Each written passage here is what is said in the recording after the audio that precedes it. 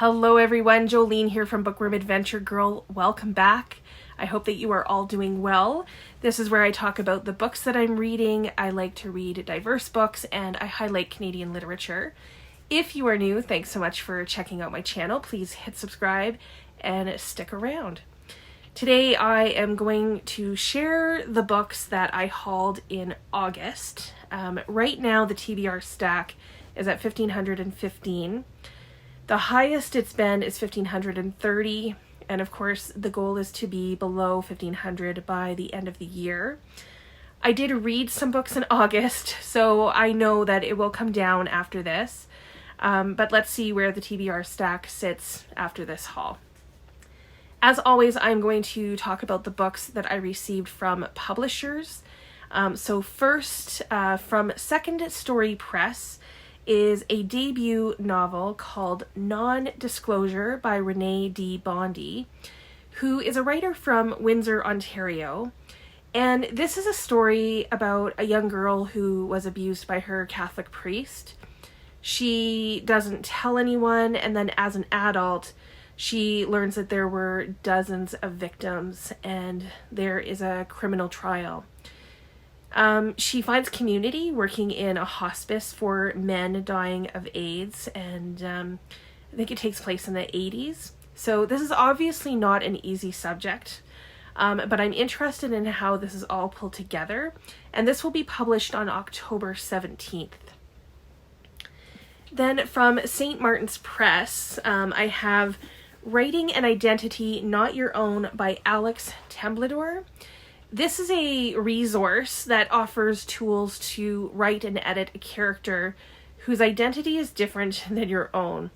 So my hope, and this is why I was interested in this book, my hope is that it will, address the own voices and what is needed for an author to write different characters, the importance of proper research, that I think is really needed, and like in some cases conversations within the communities. So my hope is that it will cover some of that. If you're a writer, then perhaps this is a resource to check out. We will see how it goes when I get to it.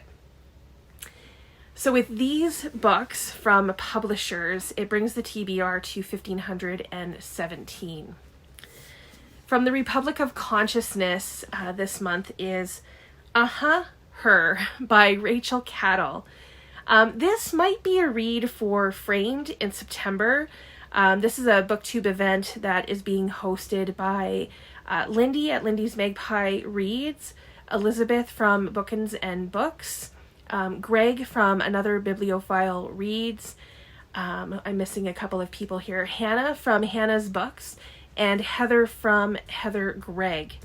So they are encouraging people to read at least one book. If you participate, you can just need to read one book that is about art. And they also encourage engaging with art and experiencing art. So I will leave links to all of their channels below so you can check out more information about that.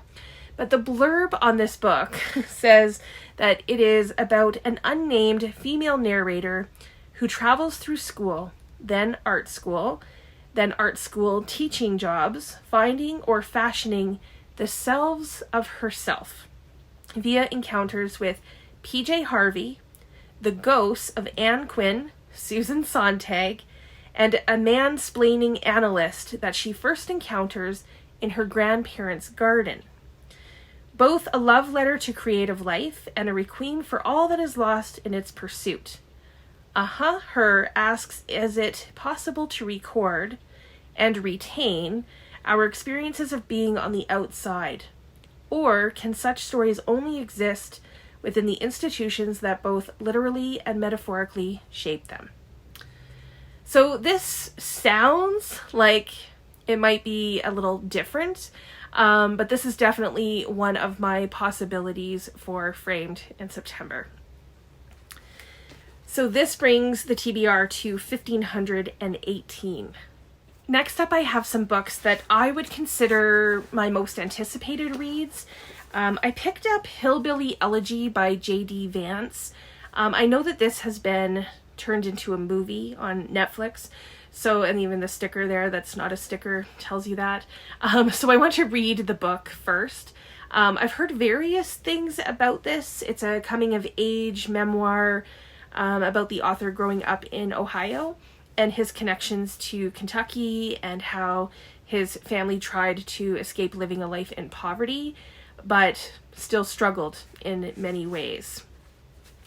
Then I have The Memory Police by Yoko Ogawa. This is translated from the Japanese by Snyder.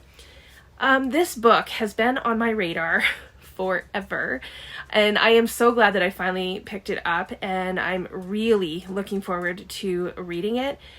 This takes place on an island, an unnamed island, where things start to go missing. Random things. And the memory police are trying to ensure that the things that go missing will be forgotten. And there is a writer who might be the only one that they can actually preserve the past, and she is hiding her editor beneath her floorboards. So I find this very intriguing, and we'll be reading this very soon. A book that I've been waiting to read ever since it was first published, and that is Tom Lake by Ann Patchett. I have loved other books by Ann Patchett. I've heard mixed things about this book, and I am currently reading it. This is about a mother who is telling a story to her 3 daughters about her past. The story is about a man, an actor that she knew when she was younger, and the 3 daughters are very curious and want to know all of the details. So I will be sharing more about this in my monthly wrap-up, which will be coming out soon. Another book that I picked up, and it's been on my radar forever as well, and I just attended an online event with the author, and I can link that below if you are interested. You can watch it. And it is Remarkably Bright Creatures by Shelby Van Pelt. This book has been everywhere. I know I'm very late to this party, but I'm hoping to read this soon.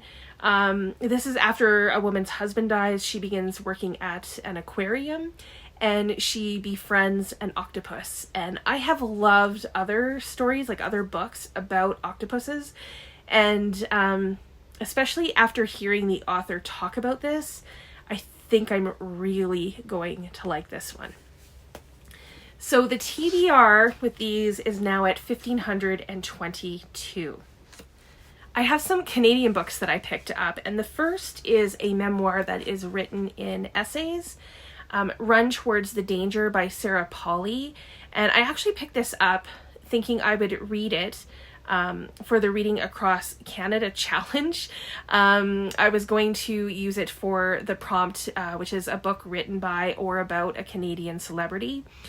And I still may use it for that, but since all of that, it is also one of the 67 best CanLit books of the 21st century. So it will be part of the read-along, and I can't wait to read it. Lindy from Lindy's Magpie Reads spoke very highly of it, and I believe it was on her top 10 submissions. So yeah, I can't wait to read this and learn more about Sarah Polley too, because I actually don't know a whole lot about Sarah Polley. Next is The Blue Castle by Lucy Maud Montgomery. Many of you already know that I adore Anne of Green Gables, and so far I've only read 4 of the 8 Anne of Green Gables books in the series, but I now have the opportunity to read The Blue Castle, which is a standalone novel, and I'm really looking forward to reading something different by Lucy Maud Montgomery. And I also love this cover. I think it's stunning. All right, so this next book that I picked up was The Sisters Brothers by Patrick DeWitt. So the Reading Across Canada Book Club read another book by Patrick DeWitt, and I quite liked it. That was French Exit. And I've heard that this one is funny. It's a throwback to old westerns, and it's about 2 brothers who murder people when they are hired to do so. One of the brothers is really into it, but the other brother starts to question if this is what, he should really be doing. So this is another book that actually made it into the 67 best can-lit books of the 21st century. So we will be reading it as part of the read-along, and now I am ready for it. So with these 3 books, it brings the TBR to 1,525. There's still more, but we're almost done, and it looks like we will be staying below the 1,530 mark, so that's a plus. These next books are books that I picked up because of you. Now I say that, and yet this first book, I don't actually remember who recommended it to me. It is Terrace Story by Hilary Leichter. This sounds like it will have a C.S. Lewis vibe or even a Secret Garden vibe. So this is about a young girl and her parents who live in an apartment building. And one night they find a hidden terrace in their closet. And it seems to only appear when their friend Stephanie visits. And there are repercussions, there's consequences to this terrace as well. So I am so curious about this story. Let me know if you've read this. And then the final book is a book that I picked up because of Bob the Bookerer. And I talked about this in my recent video about books on my TBR because of you. And it's called One Last Song by Nathan Evan. This is about 2 elderly characters in a care home who at first are kind of rivals, and then they become friends, and then more than friends.